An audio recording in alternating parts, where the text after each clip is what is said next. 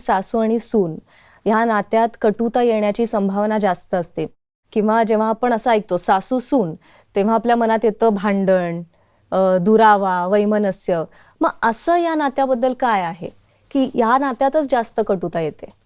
काय आहे ना, आपल्या पिढ्यानं पिढ्यांमध्ये ही गोष्ट प्रत्येक घराघरामध्ये आपण बघत आलोय. ज्यावेळेस मुलगी छोटी असते तिला जसं सांगितलं जातं, तू ह्या घरातली नाहीये, तुला लग्न करून जायचंय, आणि तो पूर्ण प्रसंग ती घरामध्ये बघत असते. त्यामुळे त्यातच ती मोठी होते, तर तिच्या मनामध्ये कुठेतरी असतं की मला पण असाच सासूरवास होणार का. म्हणजे घराघराची ही कहाणी आहे.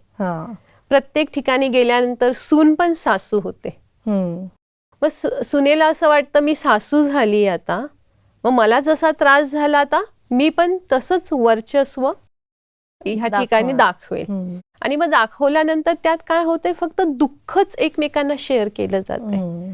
जर त्या ठिकाणी ती जी सून आहे ती ज्यावेळेस सासू होते आणि सून असताना तिला जो त्रास झालाय, तिने जर त्यावेळेस ठरवलं की मला जो त्रास होतोय ना, हा त्रास मला माझ्या सुनेला द्यायचा नाहीये, आणि तिला सून म्हणून मला मुळी बघायचंच नाहीये, ती पण माझ्या घरातली एक मुलगीच आहे.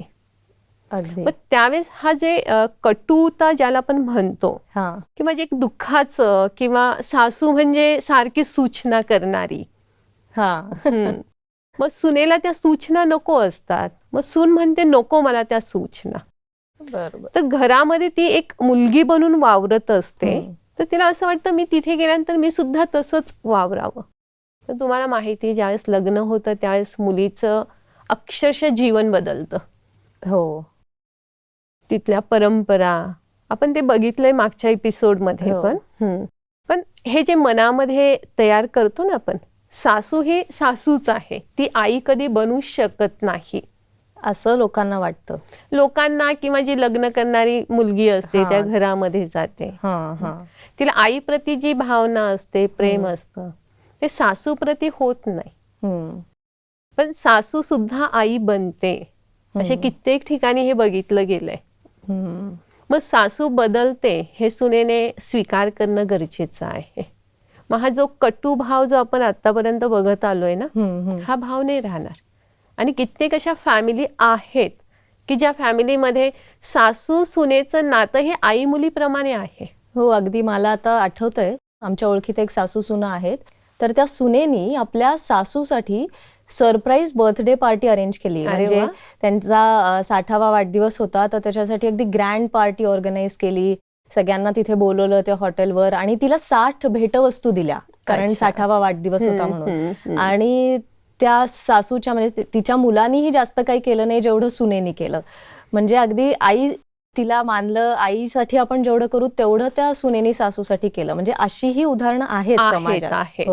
परंतु त्या ठिकाणी की नाही, जी मनामध्ये आपण एक छोटासा विचार घेतो, सासू ही सासूच असते, ती कधी आईची जागा घेऊ शकत नाही. मग हा जो विचार आहे ना, ह्या विचारामुळे तुम्ही सासू जी आहे तिला आईच्या नजरेने कधी बघूच शकत नाही.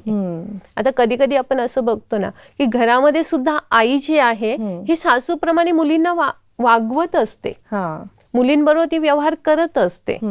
पण मुलीला त्या ठिकाणी ते जाणवत नाही, कारण आईचं आणि मुलीचं नातं आहे ना. अशा कितीतरी आया आहेत की ज्या मुलींसाठी खूप स्ट्रिक्ट असतात. ह्या वेळेत घरात आलंच पाहिजे, असे कपडे घातलेच पाहिजे, हे मला चालणार नाही, आणि मुली त्या गोष्टींना स्वीकार करतात. म्हणजे तीच गोष्ट आपल्या आईनी जर आपल्याला सांगितली आणि सासूनी सांगितली तरी मग फरक जाणवतो त्या ठिकाणी. कारण इथे मनामध्ये काय आहे, ती माझी आई आहे, तिने मला जन्म दिलाय, ती माझ्यासाठी करते. आता सासू सुद्धा तुमच्यासाठी करणारच आहे ना.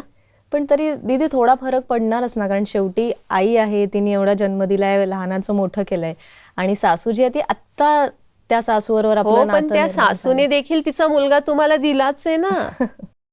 तिने पण दिलाच आहे ना, तिने पण त्या मुलाला जन्म दिलाय, आज त्या मुलाला तिने शिकवलं आहे, आज तो जॉब करतोय, पैसा कमवतोय, तर ती पण तर त्याग करतेच आहे ना. फक्त एवढंच आहे की तुम्ही आई वडिलांना सोडून ह्या घरामध्ये आलाय.